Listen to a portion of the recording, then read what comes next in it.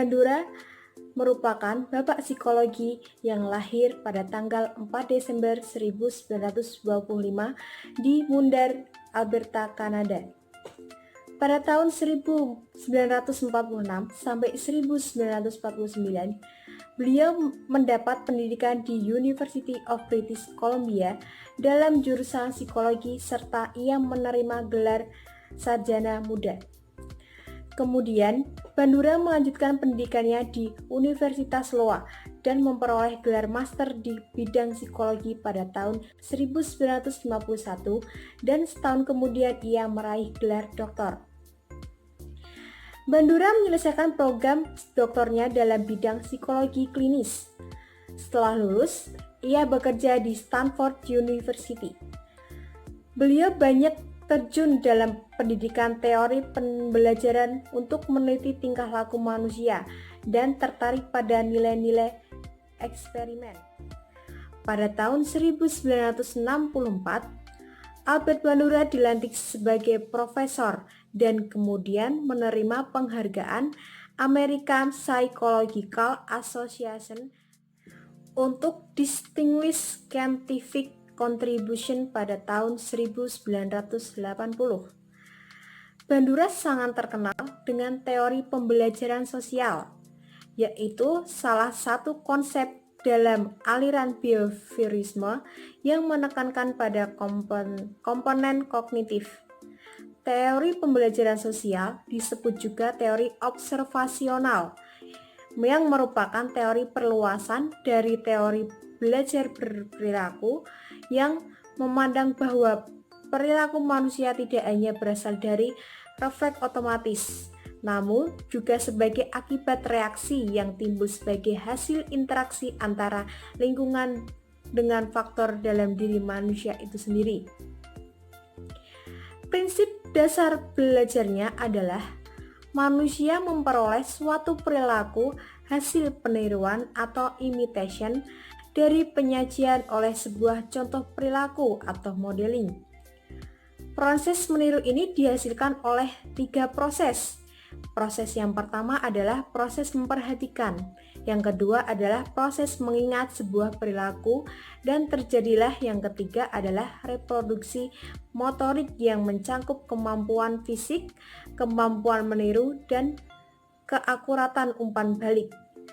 Proses peniruan ini sebaiknya disertai dengan penguatan berupa teguran dan kajian, dan motivasi juga sangat penting sebagai penggerak individu melakukan perilaku. Teori Bandura. Teori Bandura menjelaskan perilaku manusia dalam konteks interaksi timbal balik yang berkesinambungan antara kognitif, perilaku, dan pengaruh lingkungan. Bandura menghipotesiskan bahwa tingkah laku, lingkungan, dan kejadian-kejadian mempengaruhi persepsi dan aksi, merupakan hubungan yang saling berpengaruh atau berkaitan atau interlocking. Menurut Bandura, penguasaan kemahiran dan pengetahuan yang kompleks tidak hanya bergantung pada proses perhatian, motor reproduksi, dan motivasi, tetapi juga sangat dipengaruhi oleh unsur-unsur yang berdasarkan dari diri pelajar sendiri, yaitu sense of self-existence. Ada 4 elemen penting dalam pembelajaran pengamatan. Keempat elemen penting itu adalah atensi, retensi, reproduksi, dan motivasi. Atensi atau pengamatan. Seseorang khususnya menaruh perhatian kepada orang yang menarik, populer, kompeten, dan dikagumi. Dalam pengajaran, guru harus menjamin agar siswa memberikan perhatian kepada bagian-bagian penting dari pelajaran dengan melakukan presentasi yang jelas dan menggarisbawahi butir-butir yang penting. Yang kedua, retensi atau mengingat. Agar siswa dapat meniru perilaku suatu model, siswa harus mengingat perilaku itu. Mengingat itu termasuk menggambarkan tindakan model itu dalam berbagai cara. Boleh jadi sebagai langkah verbal maupun visual atau kedua-duanya. Pada fase retensi, pembelajaran melalui pengamatan termasuk latihan, membantu siswa mengingat perilaku yang dikehendaki.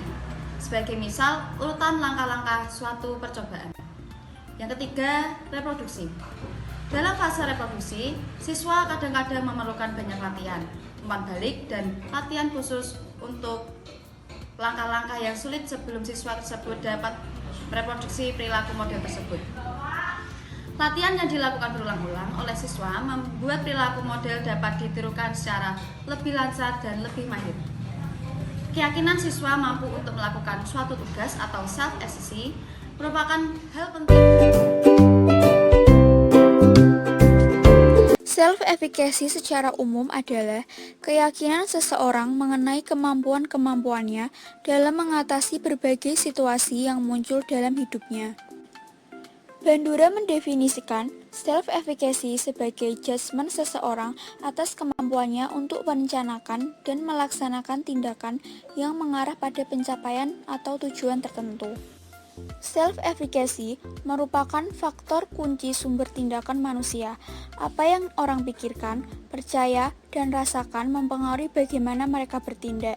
Self-efficacy mempengaruhi pilihan orang dalam membuat dan menjalankan tindakan yang mereka kejar. Seseorang dengan self-efficacy tinggi percaya bahwa mereka mampu melakukan sesuatu untuk mengubah kejadian-kejadian di sekitarnya.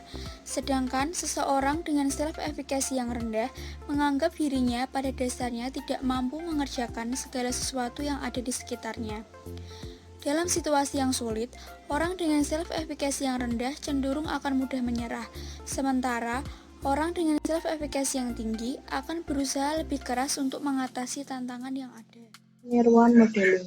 Menurut Bandura, sebagian besar tingkah laku manusia dipelajari melalui peniruan atau imitation maupun penyajian contoh tingkah laku modeling. Ada 4 unsur utama dalam peniruan. Yang pertama, tumbuhan atau attention, yaitu subjek harus memperhatikan tingkah laku model untuk dapat mempelajarinya. Subjek memberi perhatian tertuju kepada nilai, harga diri, sikap, dan lain-lain yang dimilikinya. Yang kedua yaitu penyimpanan atau retention. Subjek yang memperhatikan harus merekam peristiwa itu dalam sistem ingatannya. Yang ketiga yaitu penghasilan atau reproduction. Setelah mengetahui atau mempelajari sesuatu tingkah laku, subjek dapat menunjukkan kemampuannya untuk menghasilkan apa yang disimpan dalam bentuk tingkah laku. Yang keempat yaitu motivasi. Motivasi juga penting dalam pemodelan Bandura, karena ia adalah penggerak individu untuk terus melakukan sesuatu.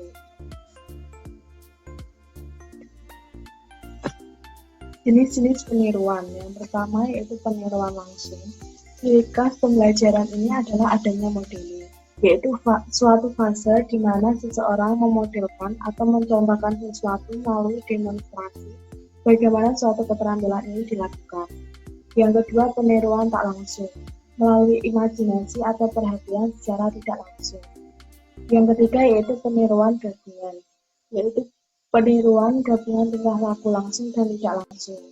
Yang keempat, peniruan sifat laluan, peniruan yang dilakukan sesuai dengan situasi tertentu. Yang terakhir yaitu peniruan tak sifat laluan. Peniruan tingkah laku yang ditiru boleh ditonjolkan dalam situasi apapun.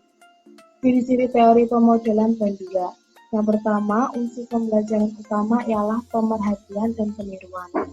Yang kedua, tingkah laku model boleh dipelajari melalui bahasa, teladan, nilai, dan lain-lain. Yang ketiga, pelajar meniru suatu kemampuan dari kecakapan yang didemonstrasikan guru sebagai model. Yang terakhir yaitu proses mengingat peniruan dengan tingkah laku atau timbal balik yang sesuai, diakhiri dengan yang positif. Pembelajaran meliputi pemerhatian.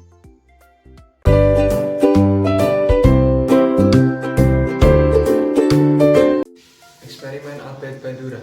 Eksperimen yang paling terkenal adalah Bobodol. Bobodol eksperimen adalah percobaan yang dilakukan oleh Albert Bandura, Dorothea Ross, dan Sheila Aros. Eksperimen tersebut dilaksanakan pada tahun 1961 dan 1963 bertujuan mengamati perilaku imitasi atau meniru pada anak-anak terhadap perilaku agresif. Bobodol adalah nama sebuah boneka yang apabila dipukul akan berdiri lagi karena pada titik gravitasinya diberi cairan.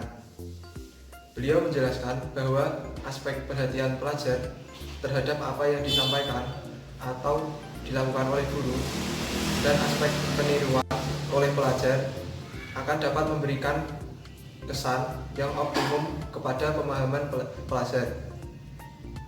Eksperimen permodelan Bandura dibagi menjadi dua kelompok, yaitu kelompok A dan B. Kelompok A disuruh memperhatikan sekumpulan orang dewasa memukul, menumbuk, menendang, dan menjerit ke arah patung besar Bobo atau boneka Bobo. Yang kelompok B disuruh memperhatikan sekumpulan orang dewasa bermesra dengan patung besar Bobo. Dan hasilnya, kelompok A meniru apa yang dilakukan orang dewasa, malahan lebih agresif, seperti menggunakan pisau, palu, dan lain-lain. Yang kelompok B, hasilnya tidak menunjukkan tingkah laku yang agresif seperti kelompok A. Kesimpulannya, tingkah laku anak-anak dipelajari melalui peniruan permodelan adalah hasil dari penguatan. Walaupun perilaku tersebut tidak dimunculkan segera setelah melihat peristiwa, hal-hal agresif itu akan tertanam dalam pikiran anak-anak dan cenderung berperilaku agresif di kemudian hari. Kelebihan dari teori kognitif sosial Albert Bandura ini yaitu teori ini lebih lengkap dibanding teori lainnya karena menekankan lingkungan dan perilaku seseorang yang dihubungkan melalui sistem kognitif. Yang kedua, menekankan pentingnya penelitian empiris dalam mempelajari perkembangan anak. Yang ketiga, berfokus pada situasi yang mempengaruhi perilaku, emosional, dan motivasi. Yang keempat, memberikan pengertian tentang gejala perkembangan anak dan peranan interaksi antara lingkungan dengan anak. Sedangkan kelemahan dari teori kognitif sosial Albert Bandura ini yaitu perhatian tentang perkembangan kognitif yang tidak cukup. Dan jika manusia hanya belajar melalui modeling atau peniruan, maka sudah pasti ada beberapa dari individu yang akan meniru perilaku yang negatif, termasuk perlakuan yang tidak dapat diterima dalam masyarakat.